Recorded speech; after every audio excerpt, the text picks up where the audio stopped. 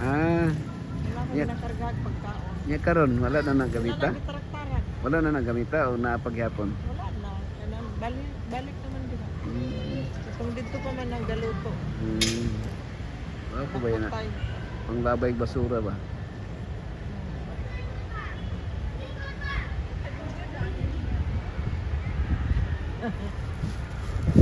Di pwede ra magkuan si Dudong ta diri ha.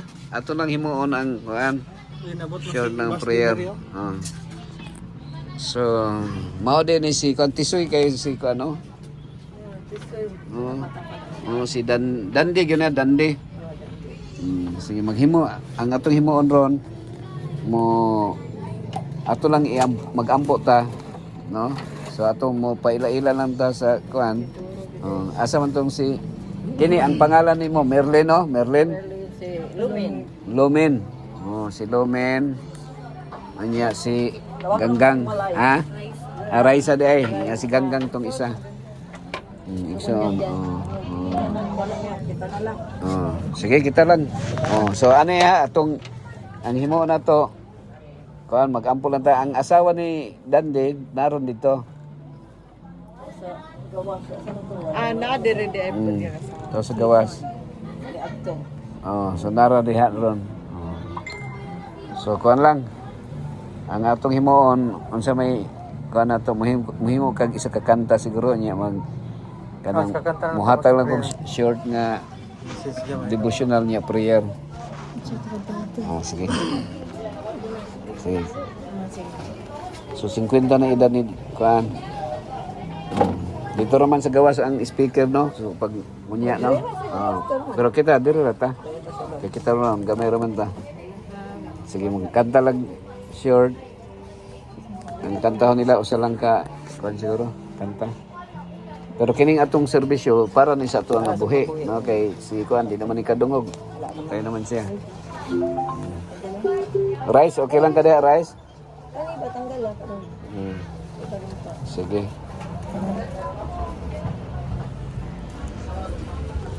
Tanggal lang batanggal. Na lang, diha lang rice.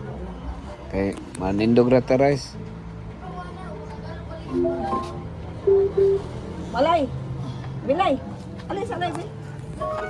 Apil diri apil. Alay, diri lay, apil talay. Apil diri. Diri lay kay maghimo tag short nga prayer.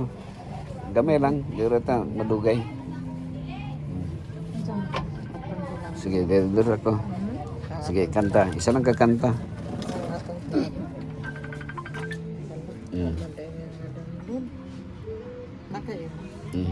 So, kapila lang. Wa man kana danlon. Naman kay dala din nga ko no. Speaker.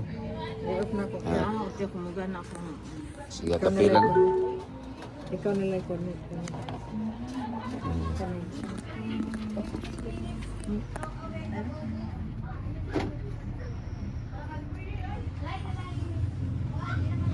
Nakana na mo na. Kani?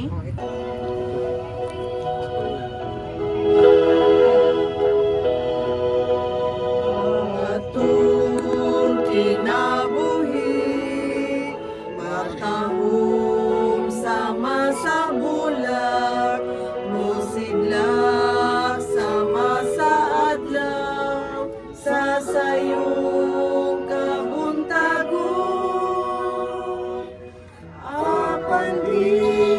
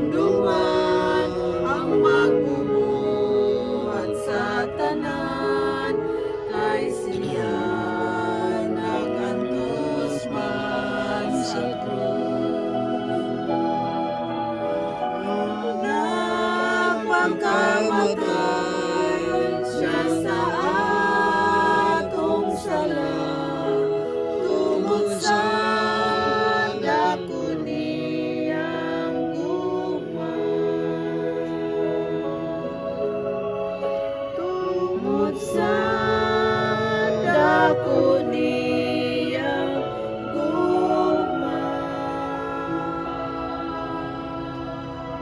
Ano mo Diyos, ikaw na sa katang malangit, gabi naman, gina sangpit ikaw na maginulit dito sa lamatan, sa imong gahom, sa imong grasya nga kung ano ginatag ka na magnining kagabiyon, kanya kami ginoo sa panimalay sa mga duduro, kami hangyo ka ni ginoo, wala sa mga kasakit nga mga na batnan sa kamatayon sa ilang mayhalis kinabuhi.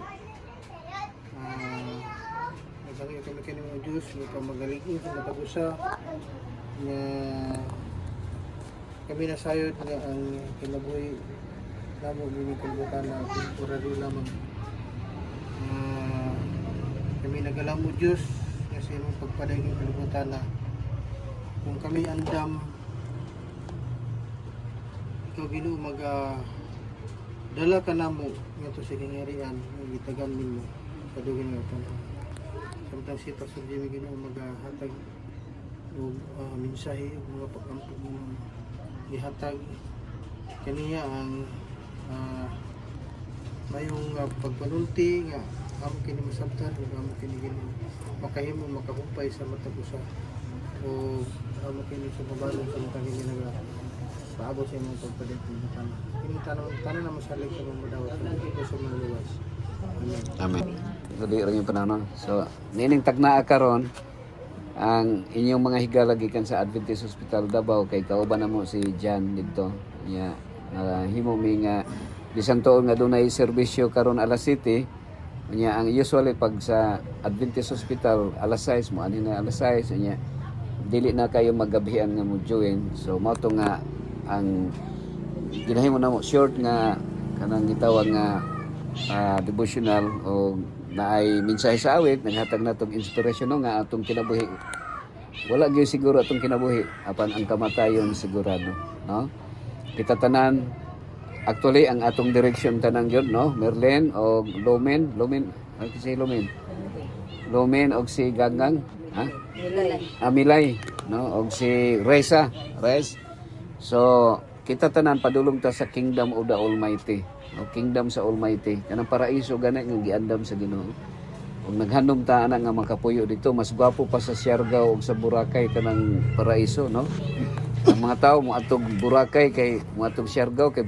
gwapo kay dito pero ang pinakagwapo ang paraiso nga giandam sa Ginoo so kita tanan Lumen padulong ta sa kingdom sa Almighty pero sa di pa ta mo ato sa kingdom of the Almighty Merlin moagi ta sa kingdom sa mga wati so unsa nang kingdom sa mga wati ang atong lawas muundang atong ginhawa unya ang atong lawas isulod sa lungon unya pag ilubong na siya ang mga wati na may mukaon sa tuwa sa bagay kung naay simento di man makasulod ang wati pero literally ang mga ulod sa atong lawas mo nay muhurot so ang kalainan lang sa tao kung buhi pa pero kung mapatay na mahimo na ang tae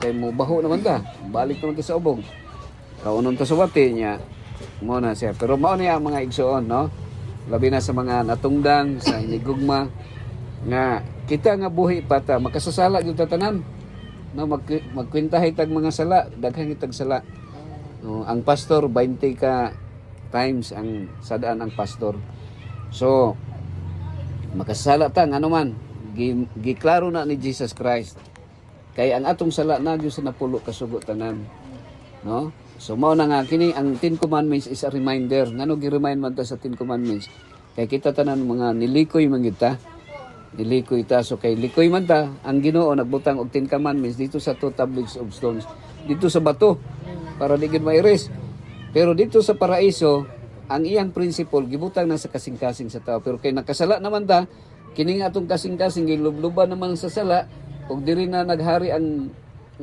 evil spirit Mabito kung baliktaron ang live unsa gani? Live. Baliktaron ang live, evil. So kita karong naginhawa evil, no? Apil ka Rice. Apil ka Ma'am Jan. Ang good na lang yun, ang buutan na lang sa tuaron si kanang gisulod sa lungon.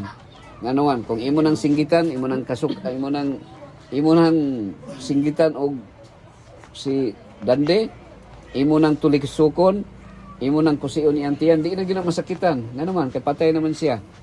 So si Pablo ningon sa 2:20 San Pablo, no? Murag wa putay tawod ng Pablo no, San Pablo ningon siya nga ingon siya nga I have been crucified with Christ.